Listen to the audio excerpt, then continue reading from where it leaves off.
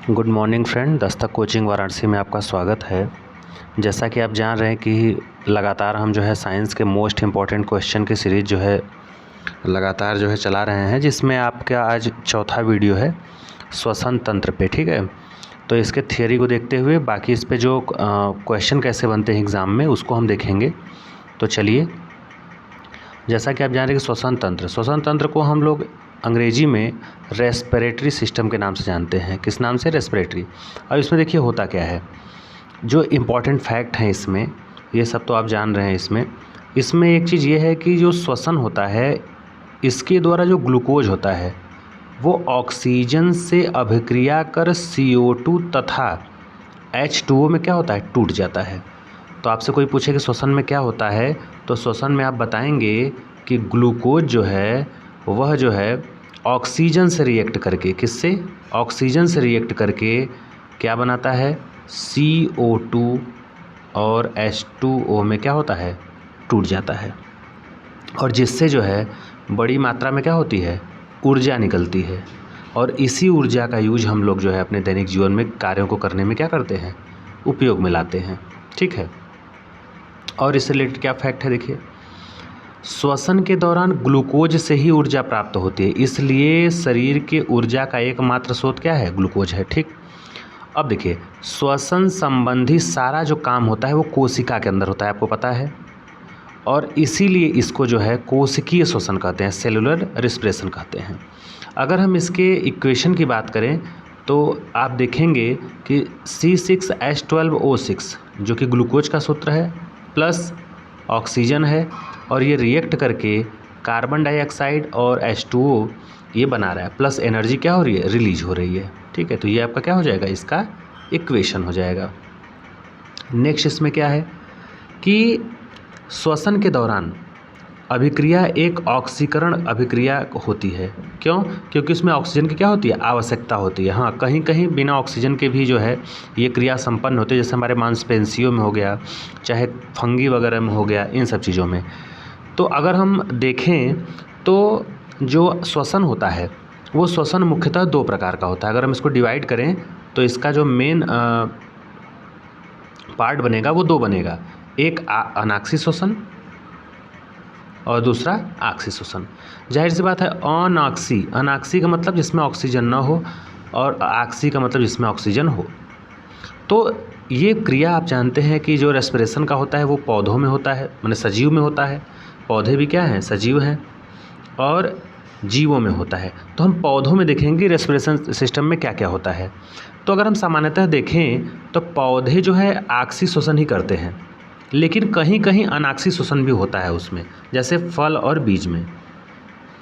अब इसमें होता क्या है कि जब पौधों में अनाक्षी श्वसन होता है तो उसमें जो ग्लूकोज होता है वो टूट कर एथाइल अल्कोहल का निर्माण हो जाता है।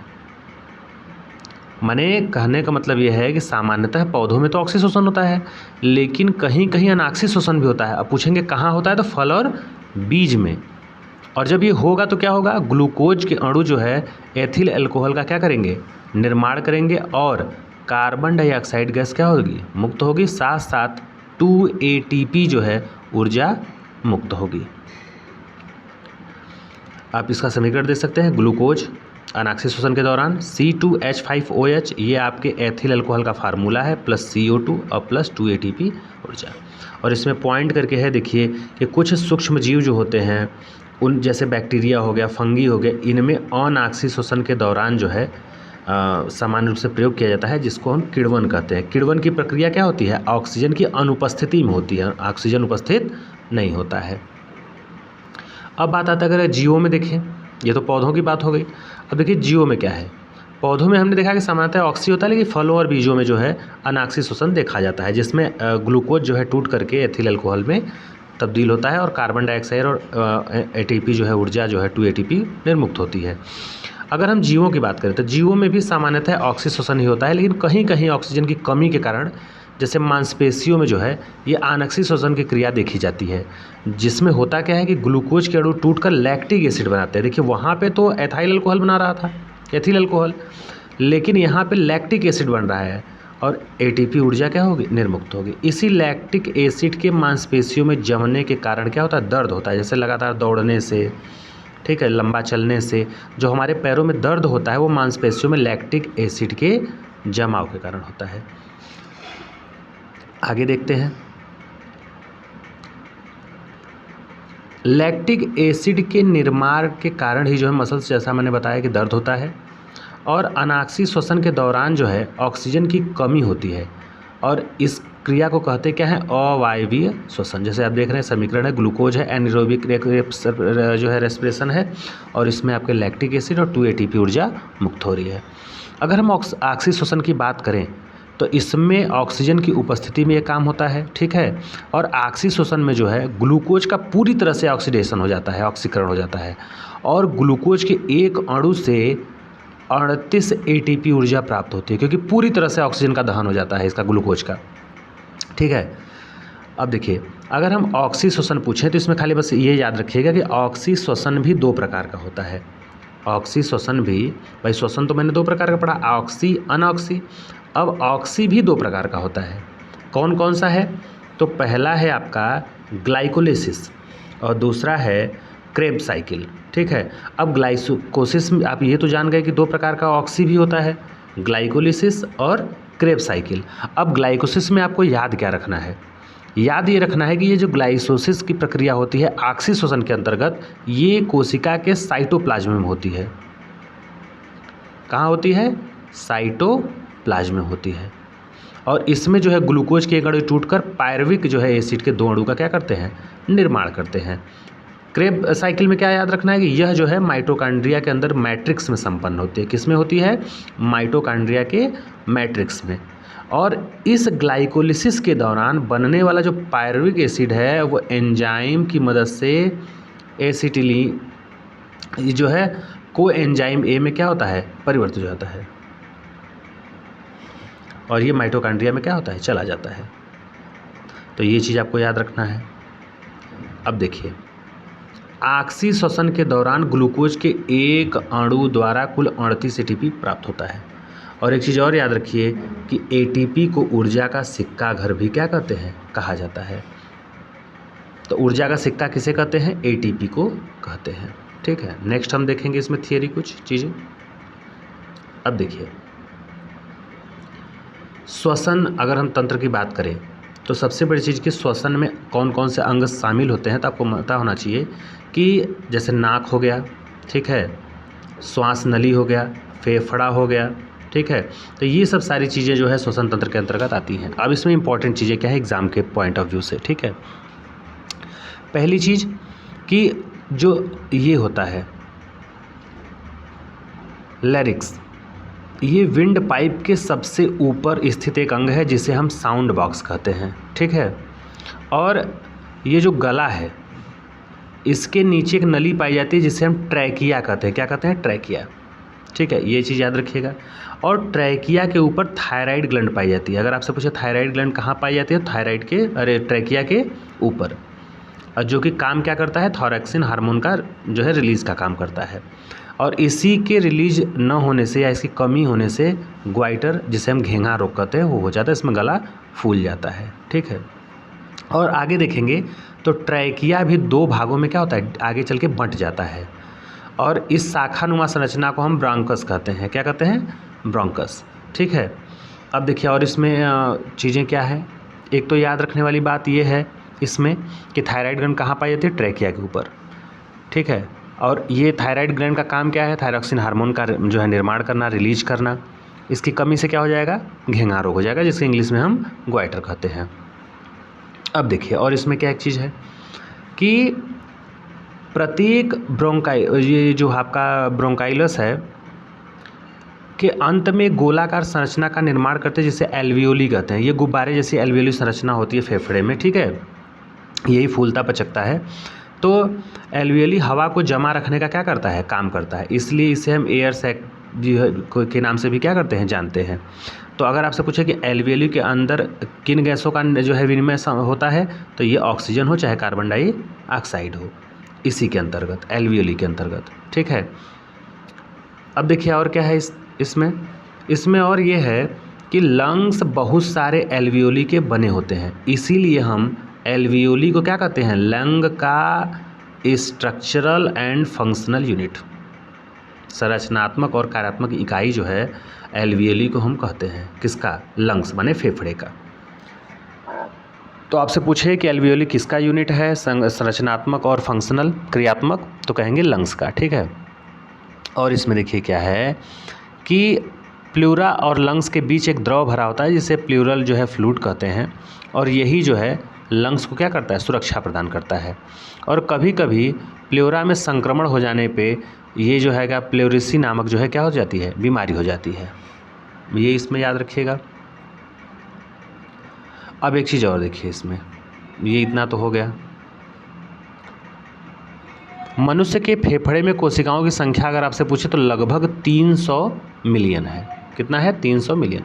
अब देखिए, जो हम सांस लेते हैं तो इसमें दो क्रिया होती है, एक सांस का लेना, एक छोड़ना। सांस लेने में क्या होता है कि जो वायुमंडल में जितनी भी गैसें होती हैं वो हमारे नाक के माध्यम से शरीर में जाती हैं फेफड़े में, ठीक है, तो उनकी मात्रा तो वही रहेगी। जैसे ऑक्सीजन वायुमंडल में 21%, कार्बन डाइऑक्साइड 0.03%, नाइट्रोजन 78%। तो श्वास लेने के दौरान, इनटेक के दौरान ऑक्सीजन कितना है? 21%, कार्बन डाइऑक्साइड 0.03%, नाइट्रोजन 78%। लेकिन ये तो कॉमन हो गया, जब हम सांस को बाहर छोड़ते हैं तब क्या होता है, तो ऑक्सीजन जो है जो 21% था वो केवल 16 से 17% ही रह जाता है। कार्बन डाइऑक्साइड की मात्रा देख रहे हैं कि ज़्यादा हो गई है, 4%, जहाँ 0.03% था वहीं पे 4%, और नाइट्रोजन 78%, अर्थात नाइट्रोजन का कोई रोल इसमें नहीं है। तो ये आपका जो है लेने और छोड़ने की क्रिया में उसका परसेंटेज था। अब देखिए और इम्पॉर्टेंट चीज़ जो कई बार एग्ज़ाम में पूछा जाता है, ये एग्ज़ाम के दृष्टि से और इम्पॉर्टेंट है कि जो विभिन्न जंतु हैं उनमें श्वसन अंग कौन सा है। अब जैसे अगर अमीबा हम पूछे कि अमीबा कैसे सांस लेता है, तो ये शरीर के सतह के द्वारा, ये अपने शरीर के सतह द्वारा लेता है। केचुआ आपसे पूछे तो ये सतह या त्वचा ये भी है। कीट कैसे सांस लेते हैं? ट्रैकिया के माध्यम से, ये श्वसन अंग है इनका। जीवाणु मीसोसोम के द्वारा, ठीक है। सरीसृप आपसे पूछे तो ये फेफड़े के द्वारा लेते हैं, जैसे हम लोग भी लेते हैं। पक्षी भी फेफड़ों के द्वारा लेते हैं, स्तनधारी भी फेफड़ों के द्वारा लेते हैं। मछली क्या है? मछली आपके गलफड़े के द्वारा लेती है। मेढक कैसे लेता है? तो मुख-गुहा, त्वचा और फेफड़े के द्वारा। तो ये काफ़ी इंपॉर्टेंट है। अब देखिए कभी कभी एग्ज़ाम में ये भी पूछ दिया जाता है कि जो ब्रीथिंग है, तो 1 मिनट में हम जितनी बार ब्रीथिंग करते हैं उसे हम रेस्पिरेटरी रेट कहते हैं, श्वसन दर कहते हैं। और ये आपको मालूम है कि जैसे आपको डर लगेगा, गुस्सा है, उत्तेजना में या ऊंचाई पर चढ़ेंगे तो ये घटता बढ़ता है इसका मान, ठीक है। नींद की स्थिति में सामान्य हो जाता है, घट जाता है, और गुस्सा और उत्तेजना में या फिर ऊंचाई पे चढ़ने पे या दौड़ने पे बढ़ जाता है। तो अगर आपसे ये पूछेंगे कि स्वस्थ मनुष्य में श्वसन दर का मान कितना होता है, तो लगभग 16 से 18 बार जो है प्रति मिनट होता है। 1 मिनट में 16 से 18 बार आप सांस लेंगे। लेकिन जो नवजात शिशु है, जो छोटे बच्चे हैं, उनमें 29 से 32 होता है, ठीक है। माने जल्दी जल्दी वो सांस लेते हैं एक वयस्क मनुष्य की तुलना में। ये एक इम्पॉर्टेंट हो गया। अब देखिए फेफड़ों की कुल क्षमता, टोटल लंग्स कैपेसिटी, तो ये लगभग 6000 ml होता है। ये उतना एग्ज़ाम में पूछा नहीं जाता है। हाँ, ये चीज़ देखिए एग्ज़ाम में कई बार पूछा जाता है कि जो गोताखोर होते हैं वो जो गहराई में जाने के लिए किस चीज़ का उपयोग करते हैं ऑक्सीजन लेने के लिए, तो इसमें है कि अधिक गहराई पे जाने के लिए ऑक्सीजन के साथ हीलियम गैस का उपयोग किया जाता है, और कम गहराई पे ऑक्सीजन के साथ नाइट्रोजन का, ठीक है। और कुछ चीज़ों को देख लेते हैं।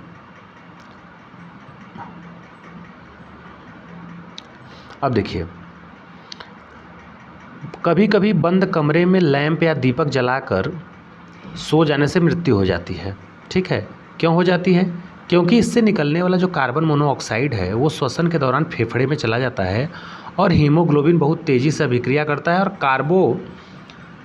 कार्बोक्सी हाई हीमोग्लोबिन का निर्माण करता है यौगिक का, और जिससे क्या हो जाती है, जो हीमोग्लोबिन ढोने की क्षमता होती है ब्लड में वो जो है कम हो जाती है, और दम घुटने से आदमी की क्या होती है, मृत्यु हो जाती है।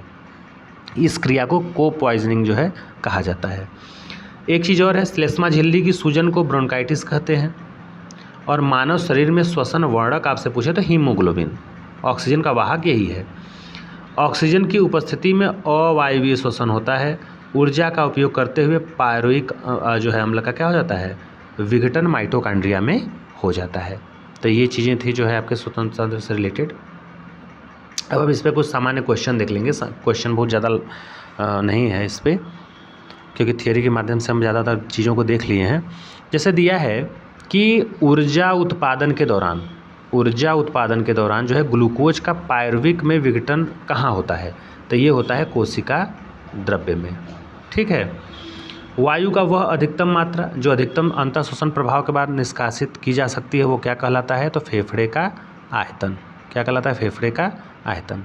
हमारे फेफड़े में कितनी कोशिकाएं होती हैं, तो लगभग जो है आपके 300 मिलियन। कितना, 300 मिलियन। जीवाणुओं में श्वसन स्थल क्या होता है, तो मैंने आपको बताया अभी मीसोसोम होता है। ठीक है। मनुष्यों में जो श्वसन पिगमेंट है वो हीमोग्लोबिन है। निम्नलिखित में से छोड़े गए श्वास में क्या शामिल होता है, भाई हाइड्रोजन तो होता नहीं है, जलवाष्प तो होता नहीं है, हीलियम होता है, नाइट्रोजन होता है। नाइट्रोजन जितना हम लेते हैं उतना ही छोड़ देते हैं, 78%। नाड़ी की धड़कन पल्स बीट जो है किस में मापी जाती है, तो धमनी से। ठीक है। अब देखिए कौन सी जीवन प्रक्रिया रासायनिक ऊर्जा को ऊष्मीय ऊर्जा या उष्ण ऊर्जा में बदलती है, तो ये बदलती है श्वसन। ठीक है। नेक्स्ट है कि मानव शरीर में श्वसन वर्णक क्या है, तो अभी भी आपने बताया कि हीमोग्लोबिन। हमारे शरीर में ऊर्जा प्रदान करने के लिए निम्नलिखित में से कौन सा ऑक्सीजन के साथ जुड़ता है, तो ग्लूकोज जुड़ता है। क्या जुड़ता है, ग्लूकोज। किसकी अनुपस्थिति में अवायवीय श्वसन होता है, तो ऑक्सीजन के। अंतः श्वसन के दौरान फेफड़े किसके कारण हवा भर जाता है, तो ये फेफड़ों की स्फीति के कारण। निःश्वसन क्या होता है, तो फेफड़ों की अवस्थिति को ही हम निःश्वसन कहते हैं। अब देखिए